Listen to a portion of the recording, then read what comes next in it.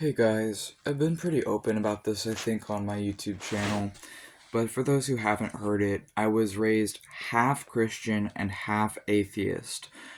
Before the age of 20, I spent my formative years, my childhood, as a Christian, mostly like Protestant evangelical, although towards the end we also tried Quakerism, and at that time I was a child. I did actually like Quakerism from what I remember of it, but I mostly just remember that I got to eat food and drink tea with old people at that time when I was like a little kid, and I really liked getting to eat food and drink tea with old people. So that's actually why I liked Quakerism back then. Then I was deconverted to atheism and specifically to anti theism, which is different from atheism because atheism is saying, I don't believe in God. Anti theism is saying, no one should believe in God. So, in my opinion, those are very different things.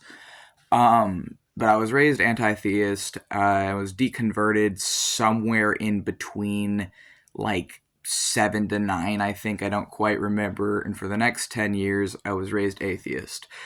I first started to question if maybe atheism was not right for me around 16, I believe. Because around 15 is when I had started to learn about other worldviews outside of capitalism. I started to learn about socialism and anarchy and quickly became an anarchist once I had read A People's History of the United States somewhere in between 15 to 16. In response to reading that and to also reading Bartolome de las Casas' journal entries, which is the monk who accompanied Columbus during the colonization of the Americas and recorded what they were doing and sent letters back to the king of Spain, I think, to tell him what was going on and to encourage him to make it so they would leave. And reading that and reading A People's History of the United States was the thing that was like, wow, okay, I am now an anarchist, and I have been ever since.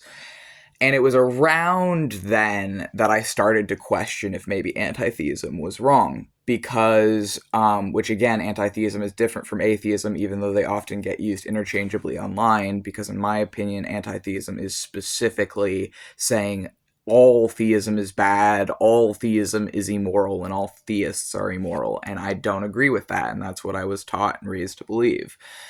And so, I was sent to live with some extended family, some Christian family, and because of that experience of being with my aunt and uncle and my cousins, and just feeling and noticing that there was genuine love in their family and that there was not in mine, as well as there was structure, organization, and routine, which for an at that time undiagnosed autistic teenager was like fucking heaven. I mean, having routine and structure, doing the same things every day and every week, it was like actually like having a system for keeping the house clean and crap, like eating dinner together at a table every single night. Like there was so many little things, but they were big things to me, and they were big things to me because I didn't fucking have that in my family. And it kind of opened my eyes to the possibility that maybe religion isn't the problem, or maybe religion, like there are good religious people out there, and it kind of like made me question what I'd been taught.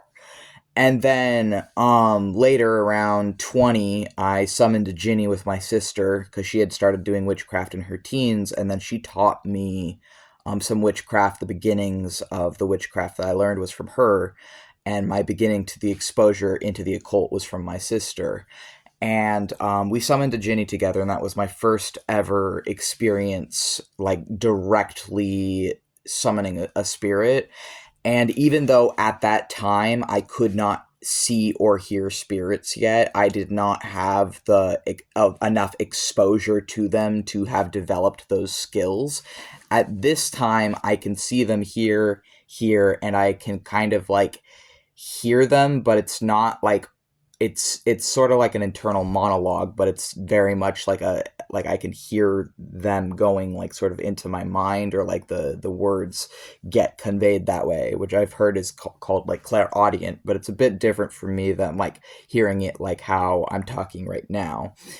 Um, but yeah, I developed those skills over time within the like 5 years I've been doing witchcraft now, and I think that it's important to me to share that, because all of that ties into why I became a theistic Satanist. And I think that for me, my theistic Satanism is a form of healing my childhood and my upbringing. It's a form of rectifying and mending the time that I spent as both a Christian and as an atheist, because neither were right for me. And for me, what is right is theistic Satanism, sorcery, and witchcraft. And I would say that it's certainly not an easy practice, and I would absolutely not recommend theistic Satanism to someone who wants just an easy belief system or religion. It's not that. This is not a practice that you should just be doing willy nilly if you're not serious about it, if you're not committed to it, and if you're not willing to commit yourself very seriously to these things for an extended period. With that being said, and the only reason I say that is because there are legitimate risks to working with demons and satans and things. Uh, Risks I myself experienced firsthand when I went spiritually psychotic for a time earlier into my practice with chaos magic, when I was not practicing good spiritual hygiene, when I didn't know how to ground myself properly, when I didn't know how to protect myself properly, when I didn't know how to ward myself or my home properly, and other things, and that was not a good time. And those things, I think learning proper spiritual protection is an absolute essential, but it's also not easy to learn those things. But I think they're vital for theistic Satanists. And I guess that I'm sharing this because I think that there are other people out there that might have struggled with having maybe both a Christian and atheist upbringing, or maybe they've been Christian and then they've been atheist, but they're not happy. It doesn't fulfill them. It doesn't feel right to them, and they're not sure why, and they're not sure what else there is. And I would say that as much as it was reckless and dangerous for my first real, I guess, spirit encounter to straight up have been summoning a Jinni from a Jinn King who was specifically associated with violence and Mars and passion and fury, but although that was dangerous and reckless, I'm very, very thankful I did that, because I wouldn't know spirits exist if I hadn't did that, and I wouldn't have experienced it firsthand for myself, because my sister, who was the other person I summoned this Jinni with, was in the primary role and I was in a secondary role, and she was interpreting like what it was saying to me and other things, and also I saw it physically affect the environment with like making a candle like violently flicker on command, and I believe it also made a light flare, or like a light like kind of like get brighter and then dimmer, but I can't quite remember. But there were like, I could, even aside from that, I could feel it in the room. Like I could feel it in the room with us. It was fucking cool. And that was like my first, I guess, proper encounter with a Jinni.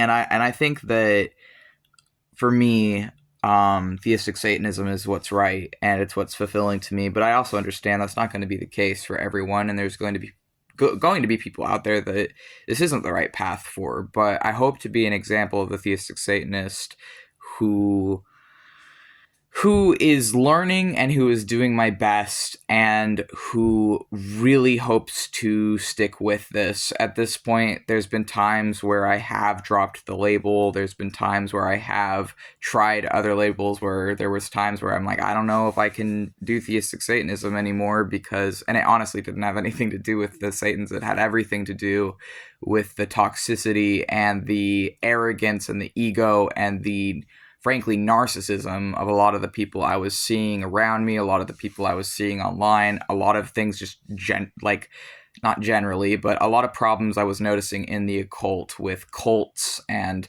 cults I've been in and left, such as Atonism and extremist forms of New Age philosophy as well, and other things that I dabbled in and then found were not okay and were definitely not okay for me. And I think that for me, spirituality is a journey, and it's one that I've been on this journey now for 5 years, and I've definitely had pitfalls, and I've definitely experienced the lows, and I've seen the dangers and how fucking scary that can be. But I also think that um, it's worth it. Like it was worth that time I was spiritually psychotic to now be where I'm at now. But I also understand it might not be for other people, and it might not be worth the potential risks to someone's mind for other people. And that's why I try and warn people as well, and be honest, because I know everyone's experiences are different. Um, and I'm thankful to be a theistic Satanist now.